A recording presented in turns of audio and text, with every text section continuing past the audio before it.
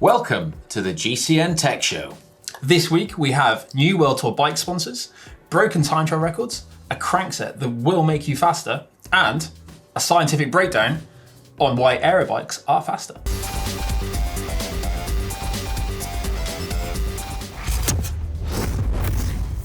What's hot in the world of tech this week?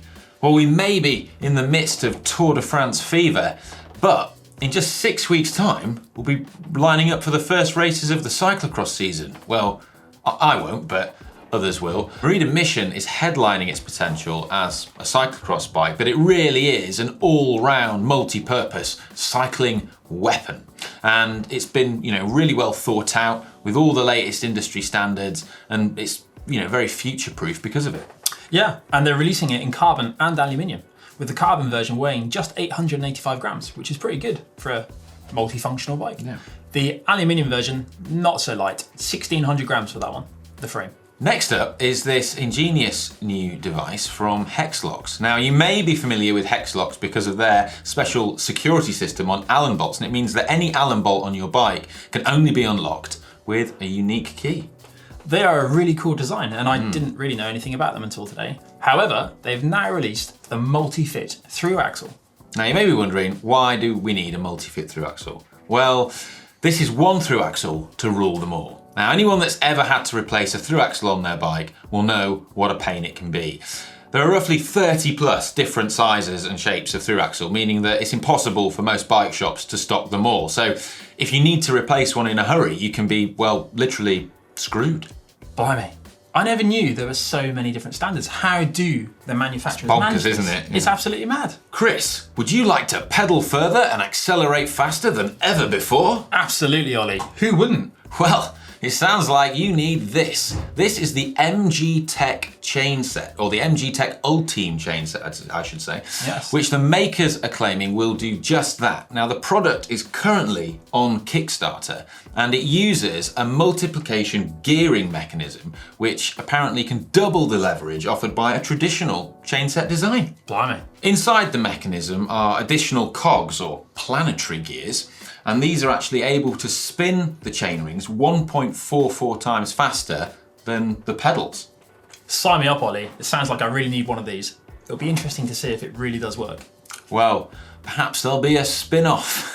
Well, either way, irrespective of the marketing claims, there is a potential advantage here in that it does allow you to have a much bigger gap between the two chain rings. So despite keeping the chain rings small, they're only, I think, 37 and 25 on this particular setup they've got in the video. But the effective gap between the two chain rings is 21 teeth. So you have a much bigger gear range because of the additional cogs in the thing. So It's almost twice the normal gear difference. yeah, and that's without having a big step between the two. So potentially there's a use there. It'd be interesting. This week has also seen the news that BMC is set to replace Cervelo as the bike sponsor for Team Dimension Data. We do think Cervelo are going to stay in the World Tour team though, as they take over the bike sponsorship from Giant Sunweb. Where does that leave Giant? Well, it looks like they're going to be taking over from BMC with the new team CCC as they enter the World Tour next year. Yeah, just to be clear, that's the BMC team management, so it's not going to be called the BMC team. It's not going to be Giant BMC, no. Yeah, but I'm just a little bit disappointed that they're not going to be called, BMC CCC. So many C's. Yeah, never mind. This week, we are asking what is the effect of bike tech on the results of the Tour de France? And to do this, we've done some statistical analysis. We have indeed. Of the stages so far, 9 have been won on aero bikes and 6 have been won on disc brake bikes. The victories on the disc brakes coming courtesy of Sagan and Gaviria with their Specialized Avengers, and John Degenkolb on his Trek de Man. Yeah, and interestingly, no mountain stage or uphill finish has been won on disc brakes. They've all been on rim brakes. And some riders are exclusively choosing to ride disc brakes, such as Sagan, while other riders are exclusively riding just rim brakes, such as Alaphilippe. Yeah, but we should also perhaps point out that although no uphill finish or mountaintop stage has been won on a disc brake bike, it's also been dry this year in the Tour, which is a first for what I can remember. So perhaps if it was to rain, you would see riders opting to choose discs for the more dependable and predictable braking on carbon rims. Yeah, it would be interesting to see. So Ollie, talk us through the options and choices that the riders have available to them.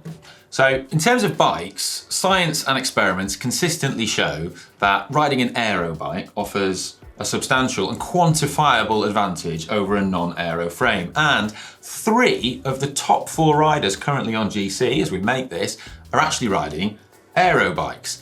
And I guess this begs the question, what is the advantage that can be gained from riding an aero bike throughout an entire Tour de France? Well, that's interesting because Geraint Thomas and Chris Froome are both using the Pinarello F10, which was developed with wind tunnel testing and computational Fluid dynamics. That's right, yeah. Almost remembered there. But they've also got the integrated cockpit on there as well, they do, which is going to help. Yeah, absolutely. And you know, the F10 is a bike that I've been told by people who've independently tested it to be right up there with the best aero bikes on the market. And it's a very, very aerodynamic machine. Okay. And also, there's no disadvantage to them riding it in terms of weight because they're using the X-Lite model, which they can build to 6.8 kilograms, the UCI limit. So there's no weight penalty for riding the aero. That's incredibly good for an aero bike, actually. So Ollie, I've noticed that Tom Dumoulin is riding a Giant TCR, which is a non-aero bike. And whilst most aerodynamic drag is caused by the rider, the bike still contributes a small and not insignificant amount to the total drag.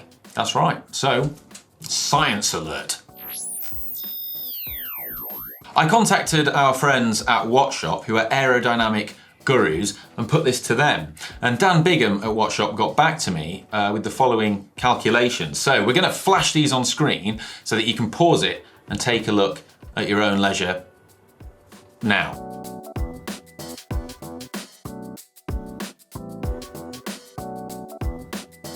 The calculations have been done based upon 19 stages of the Tour de France, so not factoring in the 2 time trials. They've also used the average speed based upon the average speed of last year's winner of the Tour de France, because it doesn't tend to vary too much. It's always around 40 kilometers an hour.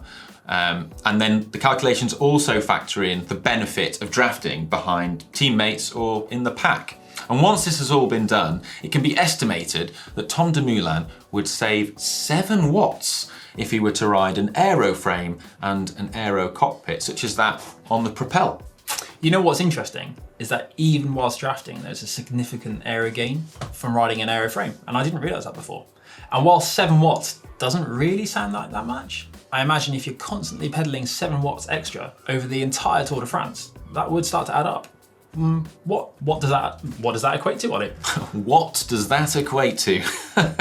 I'm glad you asked that, Chris. Well, the additional energy can be expressed as 2,167 kilojoules, which can then be converted into calories, and that equates to 518 kilocalories. Now, this is the energy that is at the pedals, and the human body isn't 100% efficient. It's roughly 25% efficient. So once we factor that in, it actually works out as an additional 2,071 calories that Tom Dumoulin will have to consume because he's not riding an aero bike. Now, that roughly equates to 1.2 gels extra per day.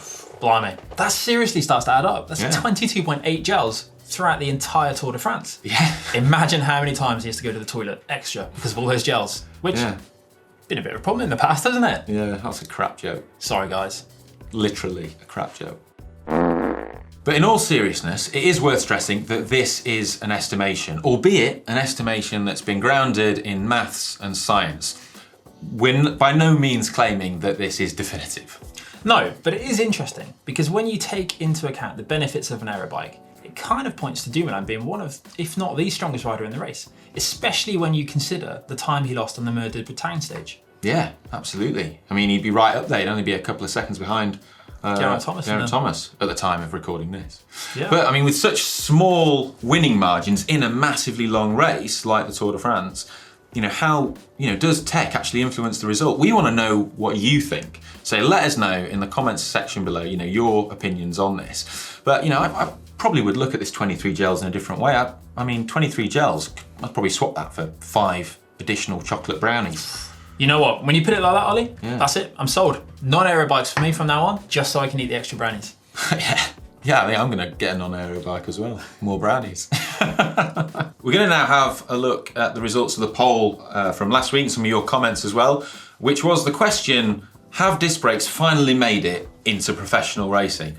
So, according to the poll, it was roughly a 60-40 split in favour of disc brakes at the moment. And it does look like the more we become accustomed to disc brakes, the more people are becoming in favour of them. But thanks so much for all your comments, because there really were some absolutely brilliant ones and some very, very excellent points made by a lot of the commenters as well. So, should we kick off with the first comment from Astral Thief? Go for it. He says, or she says, listen, it's really simple. Rim brakes have that amazing, iconic look, especially with Campag wheels. But disc brakes are also good looking, especially on the more aerodynamic bikes. And they function significantly better in all weather conditions. The minor weight penalty, which will soon vanish, is well worth it. Just lose a couple of 100 grams of body fat.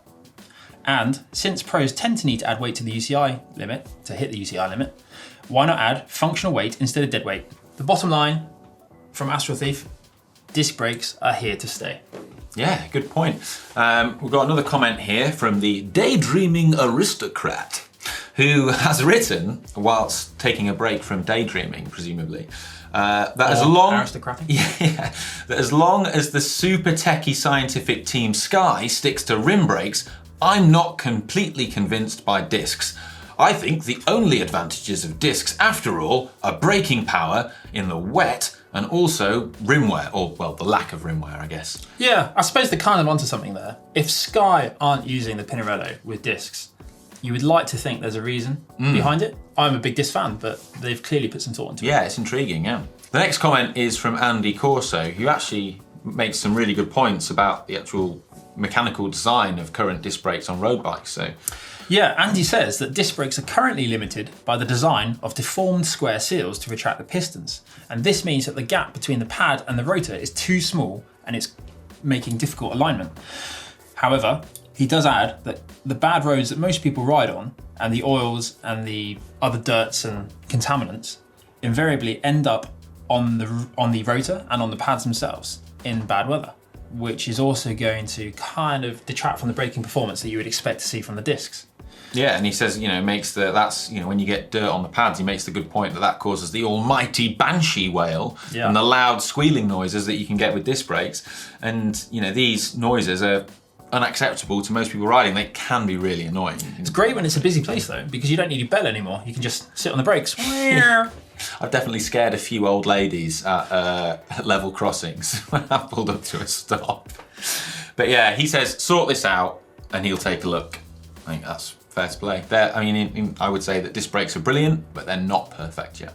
Yeah, better than rim brakes though. Time now for more tech. Wolfpack Tyres? These have been spotted on Jakob Fuglsang's bike.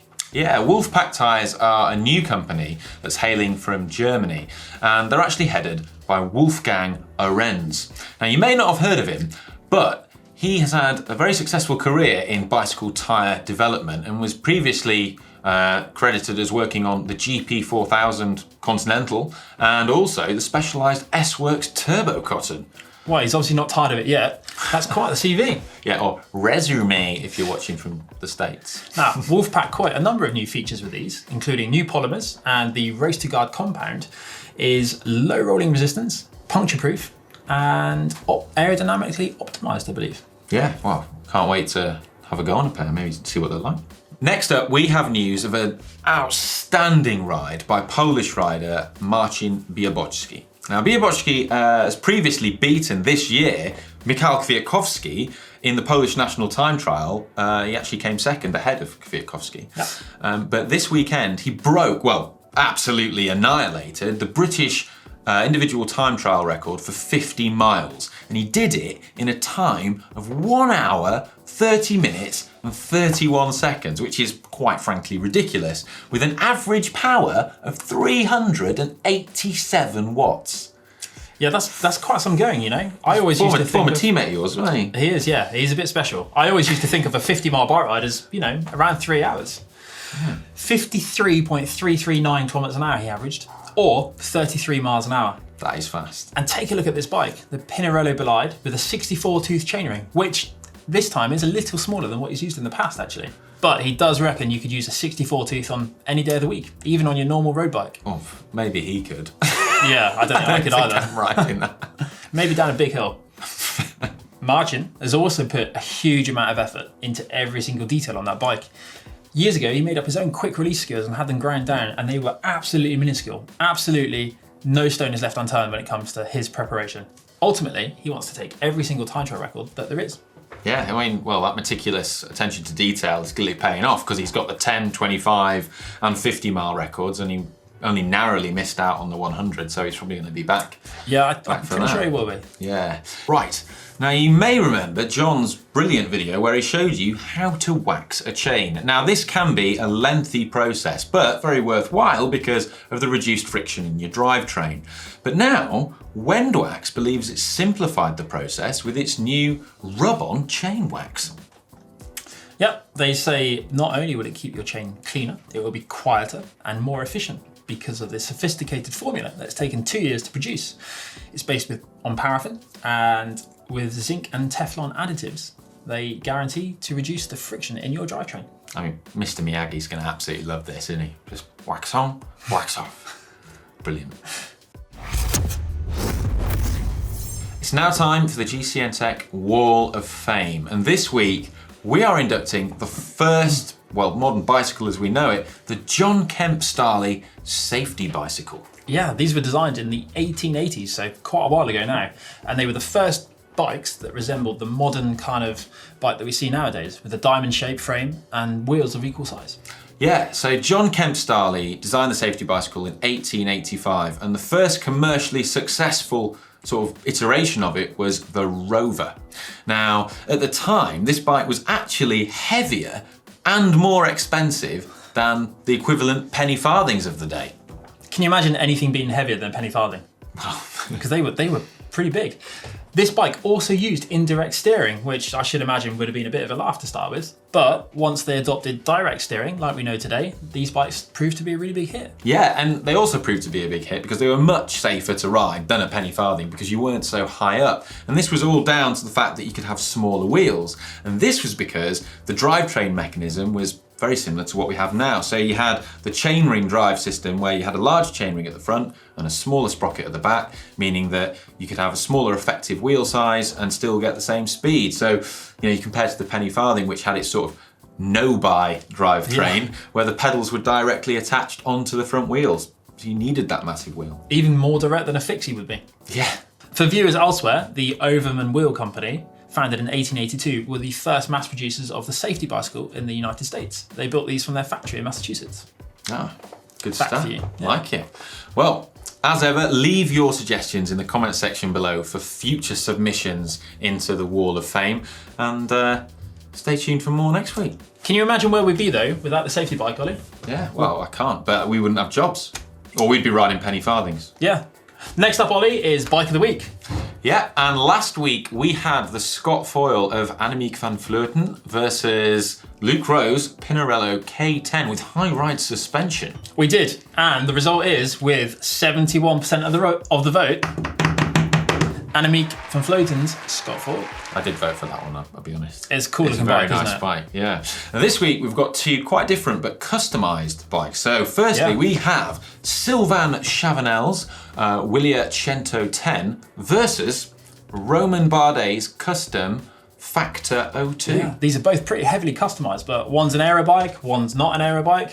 What are you going for, Ollie? Yeah, I really like the little detailing on Bardet's bike. It is pretty cool, but I love the discs on. Plus, Sylvain also, Chavanel's. if you ride Bardet's bike, because it's not an aero bike, you get to eat 5 more brownies. Good point. Yeah. What do you guys reckon? Why not vote? It's now time for the Bikefall. I think this is my favourite bit. Yeah, I love this. I just love looking at pictures of people's bikes, to be honest, Ollie. First up, we have, well, this is a familiar looking bike to me. We've got no ordinary titanium bike, as Scott says. It's an Enigma XL. And more importantly, it's previously beaten Mr. OP in seated sprints. What? He's letting himself down here already. It's been a bike which Chris has spent many hours staring at in delight around the Cornish lanes whilst we trained together over the years. Okay, some of that's true, Scott. So I should point out this is one of your mates who sent this in. This is one of my mates. It looks like I'm being stitched up here a little bit. But it's quite a cool bike. It's got SRAM E-Tap, which I love. It's got EE brake set, which I know is a lot of hassle to get running smooth. Very light though. Very, very light. Speed plate pedals, Vision 35 wheels, NV fork, tubeless tyres.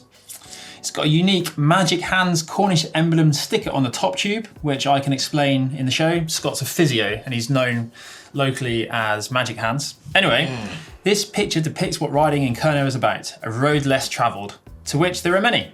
If it's not a super cool, then I'm in trouble. Well, Scott, taking a picture like that. I think, well, I'm going to take issue with this. Firstly, the bottle cages and what's going on there. They don't match. Mismatched bottle cages. Oh. I mean, that wheel, wonky wheel placement for the photo.